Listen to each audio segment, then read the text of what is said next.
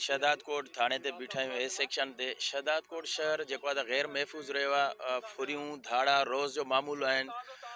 वापडा इस मौजूदु आहिनि। उन्हनि खां बिल जेके आहिनि उन्हनि वसूली करे राइस मिल वारनि खां पैसा जमो कराइण वञनि पिया त उन्हनि खां 20 लख रुपया फुर करे विया आहिनि। अचो त उन्हनि सां ॻाल्हि ॿोल कयूं त इहा वारदात कीअं थी आहे ऐं घणा माण्हू आहिनि। जी सर जीअं त मां वञा पियो बिल जा पैसा कयूं त बिलाल मस्जिद खां जो 2-3 ॼणा आया ऐं मोटरसाइकिल ते मूंखे जेको आहे थेले में हुया वापडा जे बिलनि वारे थेले में पैसा हुया उहे कसे करे वापसि हलिया विया। पिस्टल कढी मूंखे टेजारियो ऐं पैसा खयूं हलिया विया। 3 ॼणा आया सर, बुटन लॻल हुया टिनी खे। असांखे पंहिंजी रक़म वापसि थी वञे, अमन थिए। अमन न आहे, ॾिसो था। अरे बिल जा पैसा सरकारी पैसा आहिनि। असां नंढड़ा मुलाज़िम आहियूं। असांजे भेण जी का न सघ आहे न वसियत आहे। ॿिया त सरमाएदार हर माण्हू फुरिजे त रोज़ थो, पर उहो बर्दाश्त करण जहिड़ो आहे। बर्दाश्त करे थो वञे। 5 लख 4 लख 10 लख हर माण्हू फुर थियनि था। उहे सरमाएदार आहिनि। असां नंढड़ा मुलाज़िम आहियूं। हिन जी कहिड़ी हैसियत हूंदी जंहिं माण्हूअ जी 80-90 हज़ार पघार हुजे, उन खां एॾो अमाउंट फुर थी वञे हिन शहर में। त असां मुतालबो कंदासीं असांखे पंहिंजी इहा अमानत जेका पराई अमानत हुई कंहिं हिन अब्दुल मनान बिरोही साहब जे सेलर जा पैसा आहिनि, उन जा उहा पेमेंट करण जे लाइ असां परायो ॾचो पंहिंजे ॻीचीअ पइजियो। मुतालबो असांखे पंहिंजा पैसा वापसि थियनि ऐं शहर में अमन अमान ते हर शहरीअ सां इहो रोज़ानो आहे। कोई नओं केस कोन्हे। हर रोज़ हर माण्हू फुरिजे थो पियो, पर जंहिंजे मथां अचे थो उहो झटि सां निकिरे थो। असांखे बि अॻ में निकिरणो खपंदो, पर असां न पिया निकिरूं। छड़ो इहो ई हुयो त फिलाणो फुरियो आहे, अॼु को दीवान फुरियो आहे, अॼु को शेख फुरियो आहे, अॼु को फिलाणो फुरियो आहे। अॼु वरी असां फुरिया आहियूं, निकिता आहियूं, वरी सुभाणे वरी को ॿियो निकिरंदो। इहो सिलसिलो पियो हले थो रोज़ाने जे बुनियादनि ते। ऐं हर बैंक जे ॿाहिरां इहे लोफर बीठा आहिनि। इन्हनि जा माण्हू बीठा आहिनि जेके उन्हनि खे ॿुधाइनि था पिया त हे माण्हू हेतिरा पैसा खयूं वञे थो। बिना इंफॉर्मेशन जे आहे ई न, त बिना इंफॉर्मेशन जे इहो हुजे। ऐं अचण सां मोटरसाइकिल फुरने का तलाशी कनि। सिर्फ़ु अचण सां उहो ई पैसनि वारे थेले में हथु विझी पैसा उहो थेलो खसी हलिया विया।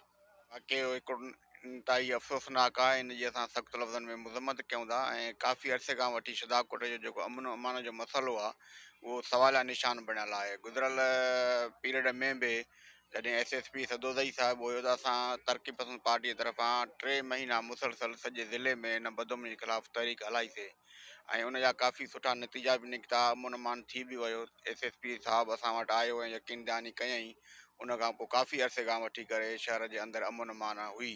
पर हींअर वरी जॾहिं हीअ SSP साहिबु आयो आहे, हिन जे अचण खां पोइ फौरी तौर ते शहदाद कोट जो अमुन बिगड़ी वियो आहे ऐं को बि माण्हू महफ़ूज़ न आहे। हर रोज़ 2-4 वारदातूं थियनि पियूं। ऐं अॼु जेको वाक़ियो थियो आहे, असांजे दोस्त अली बख़्श दायो जेको हिकिड़ो वापडा जो लैंडमैन आहे, नंढड़ो मुलाज़िम आहे, उन्हनि खे बिलनि जा पैसा हुया 20 लख रुपया, तमामु वॾा पैसा आहिनि। त उन खां फोरू अचे मोटरसाइकिल ते फुरे जेको आहे सो हलिया विया आहिनि। त असां सभिनी शहरनि जो गॾियल इहो मुतालबो आहे त शहदाद कोट जो अमन अमान बहाल कयो वञे ऐं हिन वारदात जो सख़्तीअ सां नोटिस वरितो वञे। छो त हिकिड़ो सरकारी नंढड़ो मुलाज़िम आहे ऐं जेके पैसा हुया उहे सरकारी पैसा हुया, त उन ग़रीब जे इहा वस जी ॻाल्हि ई कोन्हे। त इन जे करे असां SSP खां ऐं सिंध हुकूमत खां पुरज़ोर मुतालबो कयूं था त बजाए इन जे जो असां सॼो शहर निकिरी पऊं, असां शटर डाउन कयूं, हड़तालूं कयूं, एहतजाज कयूं, इन खां अॻु में इंतिज़ामिया खे घुरिजे त इन बदअमनी ते पंहिंजो कंट्रोल करे ऐं हीउ जेको अॼोको वाक़ियो थियो आहे इन जा जवाबदार फुलफोर गिरफ़्तार कया वञनि। छो त पुलिस जेकॾहिं हिमत करे सचाई करे त जेके ॾोहारी आहिनि उहे को आसमान मां लही कोन था अचनि। इहे हितां जा ई इलाइक़े जा ई आहिनि। ऐं ॿियो असां इंतिज़ामिया खे हीअ ज़रूरु चवंदासीं त हितां शहदाद कोट जूं जेके बैंकूं आहिनि उन जो जेको अमलो आहे, ख़ासि तौर ते जेके बैंकुनि ते गार्ड आहिनि, उन्हनि जी जांच कई वञे, उन्हनि खां थोरो पुछा गुछा कई वञे।